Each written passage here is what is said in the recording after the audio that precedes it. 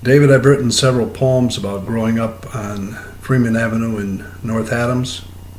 The first poem is about Mr. Roy. I don't know if you remember him, but he was the owner of the apartment complex in back of our house, and he had one hand. This is the poem. Mr. Roy had just one hand.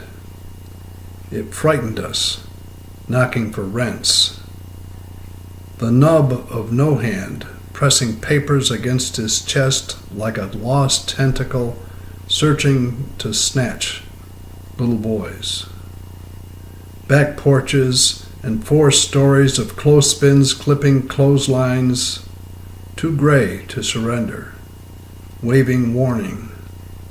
16 doors in all.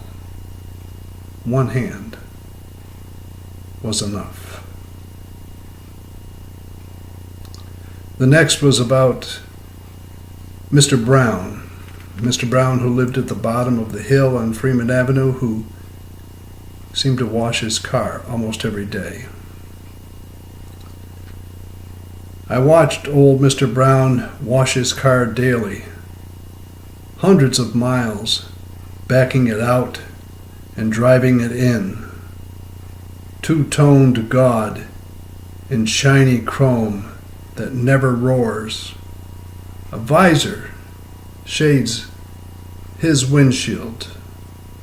Asperger hands with chamois cloth mark the morning, making showroom ready. A rinse and wipe, squeaky clean.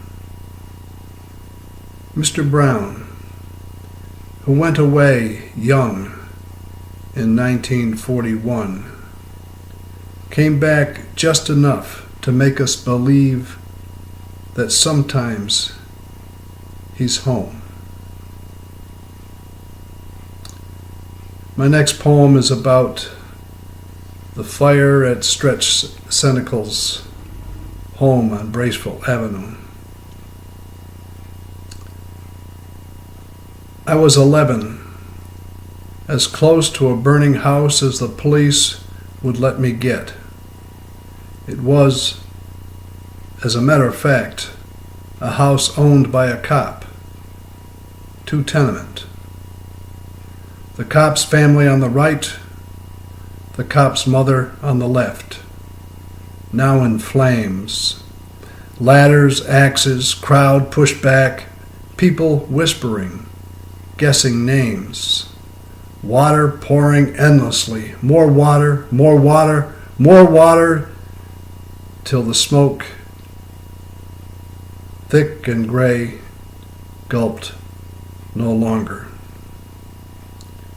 It wasn't the carry I learned with my brother in Troop 33 as a scout, but still, 2 brave firemen brought the cop's mother out. She was wearing a full bib apron protecting a very visibly bright house dress. You don't have to die in a fire to die in a fire. And she was very visibly dead. If an 11-year-old had a bucket list, seeing a dead body would be near the top. But I'm 74 now. Tattooed on the front of my brain is a burning house and the dead mother of a cop. The next is good old Mr. Potashnik, who owned the little grocery market on the other side of the Eagle Street Bridge as we walked toward downtown. Mr. Potashnik would sweep his shop out to the curb, apron not clean and not dirty, with eyes on yesterday's toils gathered in a pile, flicked to the gutter. Tight lips under a loose mustache, inexplicably uttered, "Don't touch the fruit." A quiet caution, backed up with a broom that had stopped sweeping. And then there was Ma Goldberg at Jack's Army and Navy. Ma Goldberg stood in her doorway, cranking the awning to a Monday morning Goya, admiring in her shop window his 11-year-old reflection framed in a pearl-buttoned shirt. Downtown Eagle Street, a one-way slit of roadway and sidewalk with a drugstore at each end that saw no more than 10 minutes of sunlight around noon each day. The awning transformed Ma Goldberg into a carnival barker, and her plate glass window into an innocent boy's sideshow. And finally,